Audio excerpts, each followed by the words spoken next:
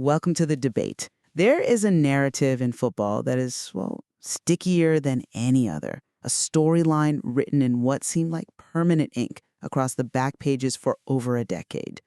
We simply call it the Hurrikane curse. It's this almost metaphysical idea that a player of such singular generational talent was destined to never lift a major trophy. But look at the calendar.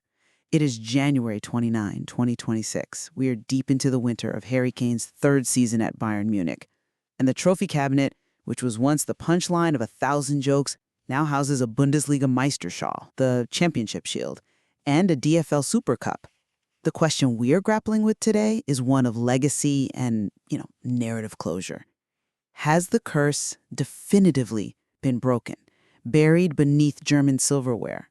Or does the lingering heartbreak of the Euro 2024 final mean the shadow still remains? I am the advocate, and I am here to argue that the curse is dead, buried, and that Kane stands vindicated as an all-time winner operating at his absolute peak. And I am the dissenter, taking the other side of the coin while I acknowledge the medal on the mantelpiece.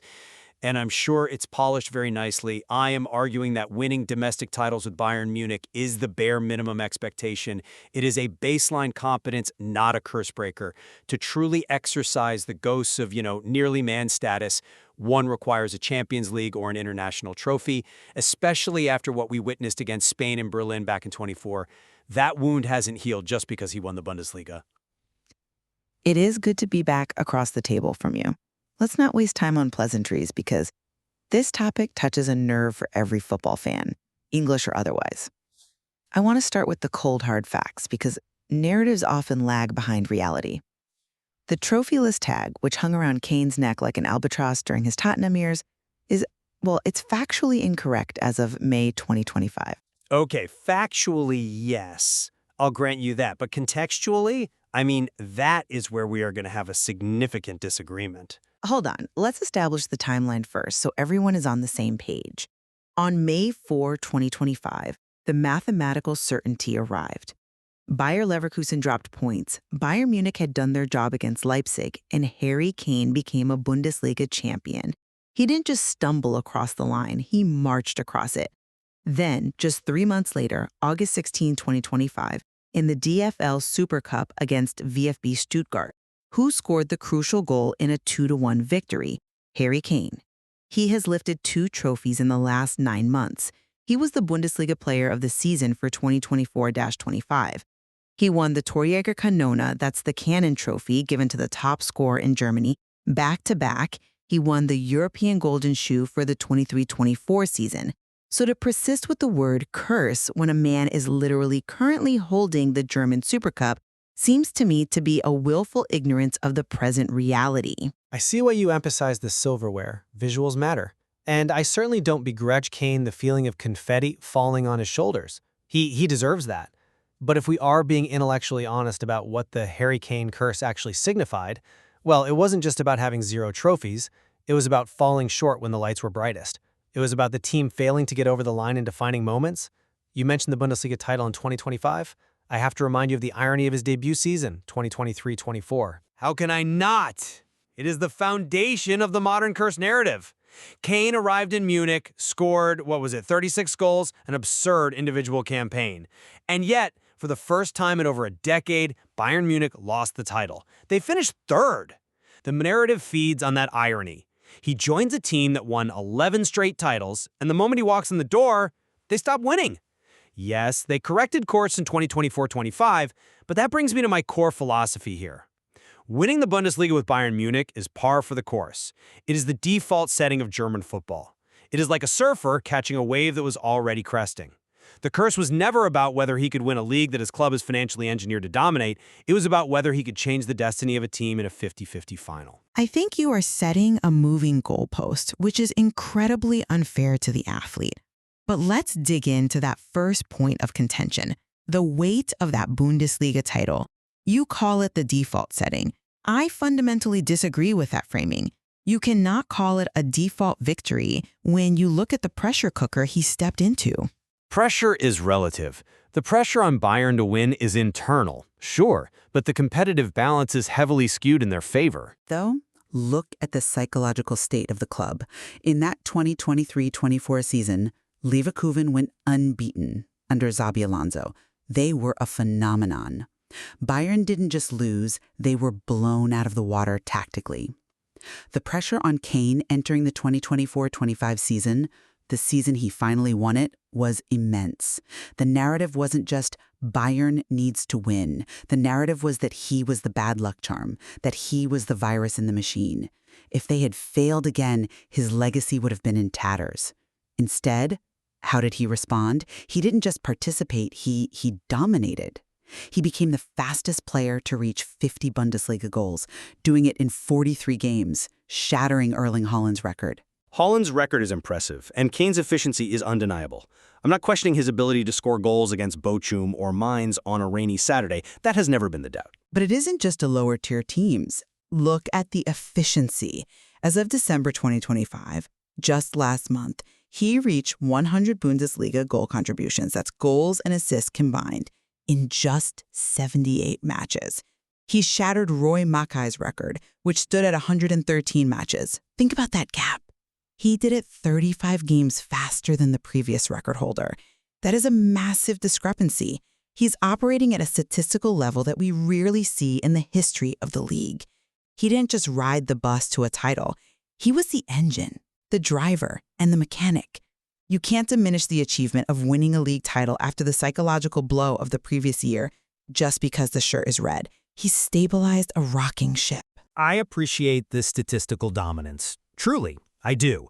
The numbers, 100 goal contributions in 78 matches, are staggering. But we are talking about the curse here, which is a narrative construct, almost a mythological one. The curse is about the agonizing near misses. And even in his triumph with Bayern, there is a sense that he is doing what is expected, not what is legendary. Does winning a one-horse race or a two-horse race where the other horse, Leverkusen, finally reverted to the mean, does that silence the critics who say he disappears in finals? I would argue that the Bundesliga title is a resume filler, a necessary box check, but it doesn't wash away the stain of the finals he has lost. League Cup 2015, League Cup 2021, Champions League 2019, Euro 2020, Euro 2024. The pattern of losing finals remains unbroken. And that brings us directly to the second topic, and perhaps the most painful one, the international heartbreak. You brought up Euro 2024. It is the elephant in the room. Sunday, July 14, 2024, Berlin, England versus Spain, the chance to finally bring it home. And what happened? England lost 2-1, but more damning for Kane personally was the nature of his performance. Do you remember the specific moment the mood shifted? I assume you mean the substitution. Exactly. The 61st minute, the captain, the talisman, hooked with half an hour to play in the biggest game of his life for Ollie Watkins. Despite sharing the golden boot with 3 goals, the narrative that persisted was that he ghosted in the final, that he couldn't physically keep up with the Spanish midfield, that Rodri and Fabian Ruiz played around him like he was a traffic cone. How does winning a shield in Munich fix that specific wound? That is the scar tissue of the curse. I see why you focus on that 61st minute, but let me give you a different perspective. Football is and always will be a team sport. Blaming one man, even the captain, for a loss to a technically superior Spanish side is reductive. Spain was the best team in that tournament by a wide margin. They beat Germany, France, and England back-to-back. But look at the wider context of his international career. You call him a nearly man, but he is the only reason England is consistently in these conversations. He is England's all-time top scorer, 78 goals in 112 appearances. But accumulating stats in qualifiers against San Marino or Malta is not the same as delivering the knockout blow in a final. We have to separate the volume from the value. But without the stats and qualifiers, you aren't in the final. That's the paradox you are ignoring. Look at where we are right now, January 2026. We are looking ahead to the World Cup in North America this summer. How did we secure qualification? It was Kane, again. October 14, 2025 against Latvia. A brace and a 5-0 win. He is 32 years old, and he is still the man scoring the goals that book the plane tickets. You cannot separate the journey from the destination. The curse narrative implies he is a hindrance to winning. I argue he is the prerequisite for being in a position to win it all. I agree. He is the prerequisite for competence. He raises the floor of the team immensely. But does he raise the ceiling in the final 10 minutes of a tournament final? That is the question the curse poses. And this leads me to a concern that I think fuels the disinterview of Kane right now: the physical reality. We mentioned he was subbed off in that final against Spain. He is now 32, born in July 1993.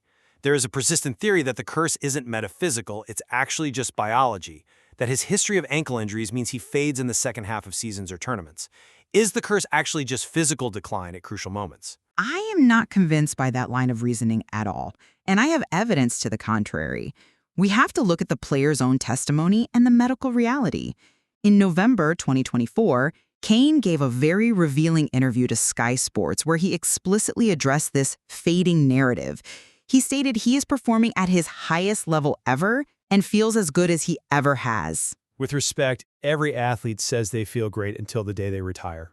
No one goes on TV and says, "My legs are gone, boss, don't pick me." True, but he backed it up with specifics. He credited a new physio and, interestingly, referenced a hamstring injury back in January 2020 as a turning point.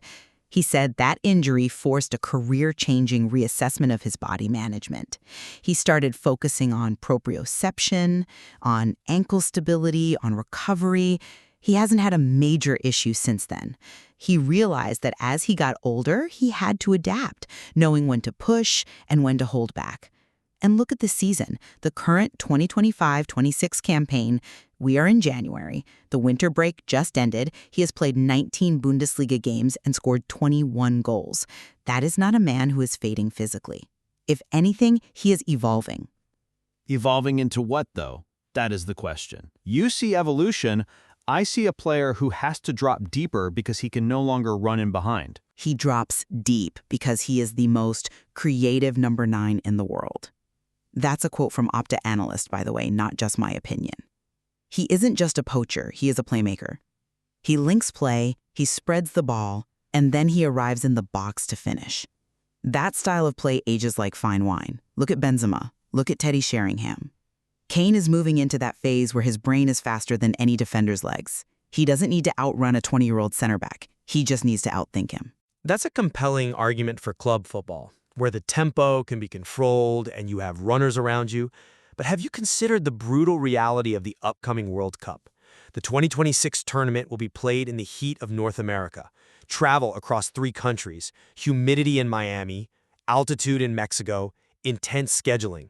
A creative number 9 who drops deep is great for Bayern Munich when they have 70% possession against Augsburg and the whole team pushes up. But against France, against Brazil, when you need to press, when you are chasing the game, I worry that the curse will manifest again. Not as a missed penalty, but as a lack of legs when the extra time whistle blows. You are betting against his professionalism, which I think is a mistake. This is a man who hired a full-time chef in 2017 just to optimize his nutrition. He abstains from alcohol during the season. He is obsessive about marginal gains. He knows exactly what North America will require. I doubt his professionalism. I doubt the narrative that his legacy is secure without that final big trophy. Which brings us to the ultimate question of legacy. You seem to think the Bundesliga title secures it. I argue that without big years, the Champions League trophy, or the World Cup, he will always be listed below the likes of Lewandowski, Suarez, or Benzema. I take issue with the hierarchy. Kane's legacy is secure regardless of the curse narrative. Look at the individual honors. We mentioned the Golden Boots. But also, he was awarded the Gerd Muller Trophy in 2024. He was the IFFHS World's Best Top Division goal scorer in 2023. He is statistically comparable to Lewandowski and Ronaldo in terms of output consistency. And symbolism matters. There is a statue of him in Walthamstow. There is a mural at Tottenham. He is an icon of the English game. To say his legacy depends on a penalty shootout in a Champions League final is to misunderstand what makes a player great. Greatness is measured in moments, not just spreadsheets. I'm sorry, but it is. You mentioned Lewandowski. Lewandowski has a Champions League title. He scored 15 goals in that campaign. He has that iconic moment where he scored 4. against Real Madrid. Karim Benzema dragged Real Madrid to a Champions League title almost single-handedly in 2022. He scored hat-tricks against PSG and Chelsea. Kane has the stats. He has the consistency. He has the model professional badge.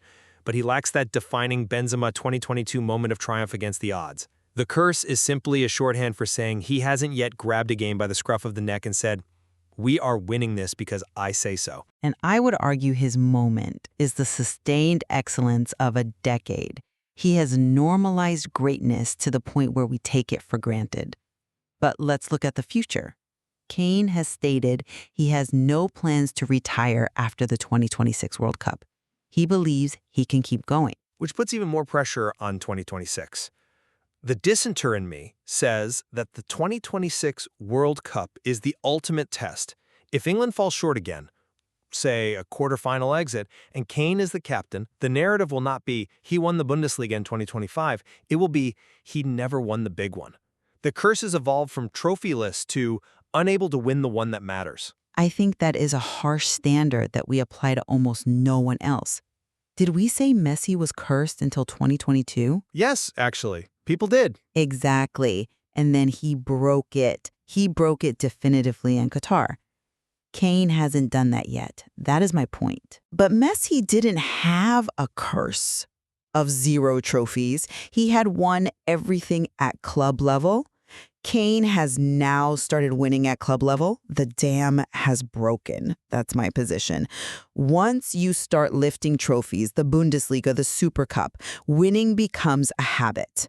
The psychological barrier is gone. He knows what it feels like to stand on the podium. That changes a player. It changes the dressing room dynamic. Does it, or does it just make the absence of the international trophy more glaring? Winning with Bayern is expected. Winning with England would be historic. The gap between those two achievements is where the curse narrative lives. I think we are seeing a shift in the very definition of the curse. You are moving the goalpost because he essentially kicked the ball through the original ones. The original curse was he can't win anything. He won. Now you say he can't win the big one. If he wins the Champions League this year and Bayern are looking strong in the group stages, Kane scored 4 against Dinamo Zagreb and a hat-trick against Leipzig. If he wins the Champions League, will you move the posts again? If he wins the Champions League, I will publicly retire the word curse. I promise you that. If he lifts the trophy with the big ears, playing a decisive role, the curse is dead. But until that happens, or until he lifts the World Cup, the shadow remains. The heartbreak of Euro 2024 is too fresh, and the dominance of Bayern domestically is too routine to call this story finished. And I say the shadow is a trick of the light. We are looking at the most informed striker in the world, a man who has conquered the Premier League individually and now the Bundesliga collectively. Time will tell. We are looking down the barrel of the 2026 World Cup. That is the horizon. It is. So let's bring this to a close. We've covered the domestic triumphs, the international heartbreaks, the physical evolution, and the legacy. We have, and I think the listeners can see the divide clearly. To summarize my position, the Harry Kane curse is a media fabrication that died the moment he lifted the Bundesliga shield in May 2025. It was a narrative born of his time at Tottenham, and he left it in North London. He is a champion, a record breaker, fastest to 50 Bundesliga goals, let's not forget, and currently the most informed striker in world football. He has nothing left to prove regarding his ability to win. And to summarize my position, the monkey is off his back regarding a trophy, certainly. He is no longer empty-handed, but the ghost of what could have been, especially that night in Berlin against Spain, still haunts the narrative. Winning the Bundesliga with Bayern is satisfying, but it is not legendary. The true verdict on the curse waits for the 2026 World Cup in North America. Until he wins a tournament where the odds aren't overwhelmingly in his favor, the question mark remains. I respect the high bar you set, even if I think Kane has already cleared it. It's a bar set for legends, and Kane belongs in that conversation, so he must face that standard. Fair enough. It is worth reflecting as we sign off on the nature of Kane's journey. He was born in July, late in the school year. Do you know about the relative age effect? Remind me. It's a fascinating concept in youth sports development. The idea is that kids born late in the school year, like summer babies, are physically smaller and less developed than their peers born in September who are nearly a year older. Kane was a July baby. He was smaller, slower. He was released by Arsenal as a kid for being chubby and lacking athleticism. He has been fighting uphill his entire life to prove he belongs among the elite physically. That is true. He fights to prove he belongs, and now, in the twilight of his prime, he fights to prove he can lead a team to the very summit of the sport. It's a fascinating final act to his career. Indeed. Thank you for listening to the debate. We encourage you to look at the stats, watch the interviews, and explore the source material yourself. Form your own conclusions. Is the curse dead, or is it just dormant? Until next time. Goodbye.